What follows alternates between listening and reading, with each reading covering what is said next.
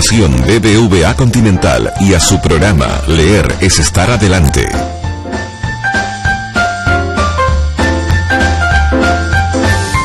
Hola, en el canal N hay tiempo de leer.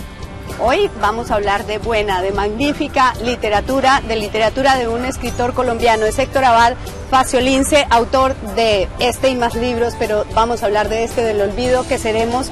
Es una historia entrañable. Héctor, bienvenido al canal N y gracias por darnos esta entrevista. No, gracias a ti, Clara, por invitarme, estoy muy contento. Bueno, El olvido que seremos es una novela publicada hace años en Colombia que se leyó muy bien y mucho en el Perú y que habla de su papá. Hablemos del poema que le da título al libro. ¿Qué es El olvido que seremos? Bueno, El olvido que seremos, ese título está tomado de un poema que mi papá llevaba en el bolsillo cuando lo mataron. Él llevaba una lista de personas amenazadas de muerte, ahí aparecía su nombre en esa lista y envolviendo esa lista había un poema que él había copiado de su puño y letra que empezaba diciendo: ya somos el olvido que seremos. Era un poema sobre la muerte, era un poema firmado con las iniciales JLB, que parecerían ser las iniciales de Jorge Luis Borges.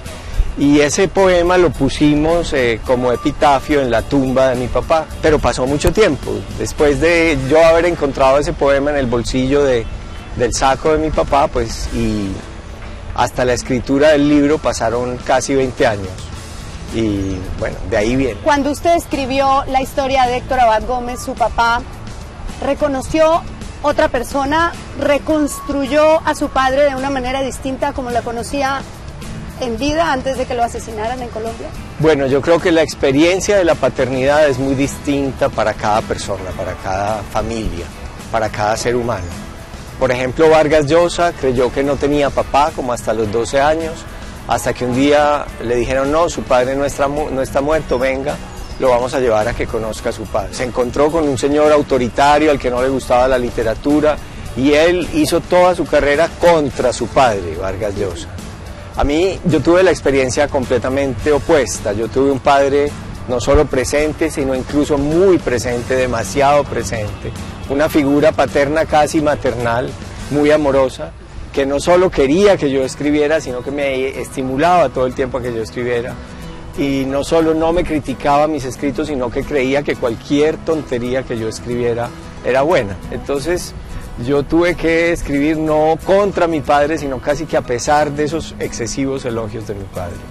Y esa figura tan amada por mí, tan querida en mi familia, pues fue de la que después yo escribí, muchos años después de su asesinato, con muchas dificultades, porque escribir sobre la bondad creo yo que es más difícil que escribir sobre la maldad. Los malos siempre llaman la atención, en cambio los buenos siempre son un poquito casi ridículos.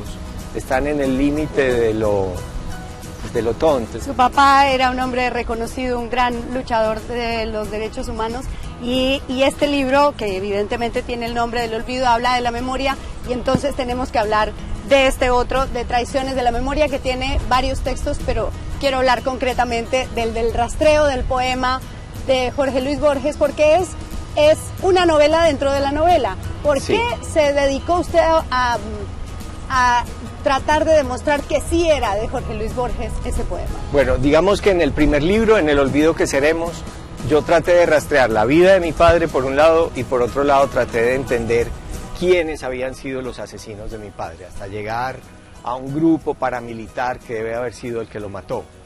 En este segundo libro yo no quería saber quién era el asesino, sino que quería saber quién era el autor de un poema, quién era verdaderamente el autor de ese poema que mi papá llevaba en el bolsillo cuando lo mataron y que estaba firmado con las iniciales JLB. ¿Por qué me obstiné en buscar eso? Porque como el otro libro, como usted dijo antes, fue muy leído y el éxito es siempre sospechoso, la gente empezó a decir que yo me había inventado esa historia del poema, que era mentiras, que ese poema no era de Borges porque no aparecía en su obra poética. Y hay un poeta incluso que dice cómo se puede, bueno, el que genera todo este debate, que dice cómo se puede mentir de esa manera para vender libros o algo así, que algo así dijo. Ofensivo y atrevido. Y no solo dijo eso, sino dijo, además ese poema lo escribí yo. Dijo, ese poema lo escribí yo imitando el estilo de Borges. Eso era una posibilidad, claro que sí.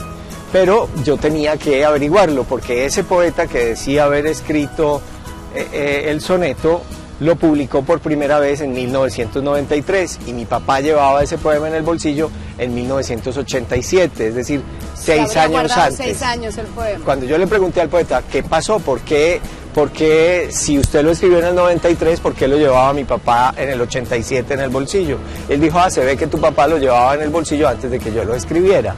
Lo cual era una historia como de Borges, era una historia como de mentiras.